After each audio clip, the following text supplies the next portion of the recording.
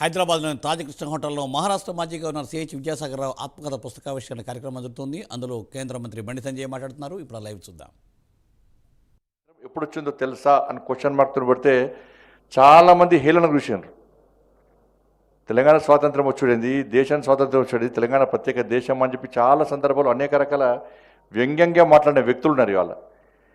కాబట్టి ఈరోజు 17th September Telangana రాష్ట్రానికి స్వాతంత్రం వచ్చిందంటే 1948 17th సెప్టెంబర్ అని చెప్పి ఈరోజు చెప్పుకుంటున్నామంటే నిజంగా తెలంగాణ విమోచన దినోత్సవం అంటేనే విద్యాసాగర్ గుర్తొస్తారు.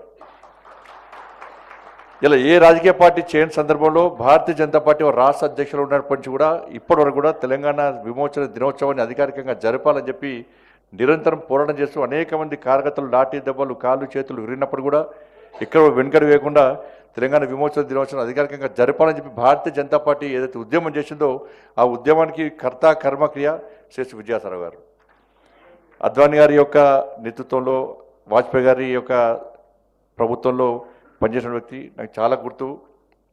ఒకసారి కరీంనగర్లో అద్వానీ గారి బహిరంగ సభ ఉండే, ఉదయం మార్నింగ్ 4 o'clock మేము గెస్ట్ హౌస్ చౌరస్తాలో ఉదయం 4 గంటలకు మేము 5 కార్యకర్తలు కలిసి ఆ సర్కిల్ చుట్టూ జెండాలు కడుతున్నాం, బ్యానర్లు కడుతున్నాం.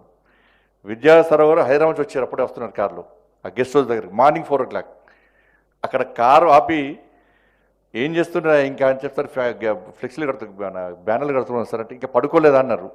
లేదు సార్ ఇంకా 2 చౌరస్తాలు లేదు సార్, ఆ 2 చౌరస్తాలు అలంకరణ చేసాక పడుకుంటాం సార్, పడుకునే టైం ఉండదు సార్ అంటే వారు ఆశ్చర్యపోయి నువ్వు ఇంకో సర్కిల్ పూర్తి చేసరికి ఎంత టైం పడుతుందంటే సార్ మార్నింగ్ 7 అవుతుంది సార్ అని చెప్పాను. సరే 7 o'clock ఆ 2 సర్కిల్ జెండాలు కట్టిన తర్వాత నువ్వు స్నానం చేసి వెంటనే గెస్ట్ హౌస్కి వచ్చి నాకు కలవాలని చెప్పన్నారు. ఉదయం గెస్ట్ హౌస్ పోయిన తర్వాత వాళ్ళ గన్మెన్ పిలిచి ఒక ఫ్లాస్కు, ఒక టీ కప్, ఒక బ్యాగ్ నా చేతికిచ్చి నువ్వు యార్ అద్వానీ గారి వెంట నువ్వే ఉండాలి, అద్వానీ గారికి ఛాయ్ అంటే చాలా ఇష్టం, గంటకు ఛాయ్ తాగుతారు, ఆ ఛాయ్ ఇవ్వాల్సిన బాధ్యత మీదే అని చెప్పి అక్కడనే ఉన్నటువంటి డాక్టర్ జహన్వారావు గారు ఇల్లు చూపట్టినట్టుగా వారి ఇంటి నుంచి ఛాయ్ తీసుకురావాలే నువ్వు ఇవ్వాలని చెప్పి ఆ రోజు ఆ బాధ్యతను అప్పేనాక ఉదయం నుంచి సాయంత్రం వరకు ఒక 100 ఛాయలు ఇచ్చిన అద్వానీ గారికి. లాస్ట్కు చివరికి అద్వానీ గారు పోయేటప్పుడు కూడా బుక్లో రాసినని చెప్తున్నారు, విద్యాసాగర్ రాసినని చెప్తున్నారు. ఆ అద్వానీ గారు పోయేటప్పుడు కూడా ఇవాళ మొత్తం నాకు ఈ మీటింగ్లు ఈ సమావేశం అంతా చూసినాక నాకు ఛాయ్ బాగా నచ్చిందని చెప్పి అన్నారట వారు కూడా. కాబట్టి అంత అదృష్ట అవకాశం కూడా మాలాంటి అందరికీ ముఖ్యంగా రామకృష్ణ రెడ్డి గారు ఉన్నారు.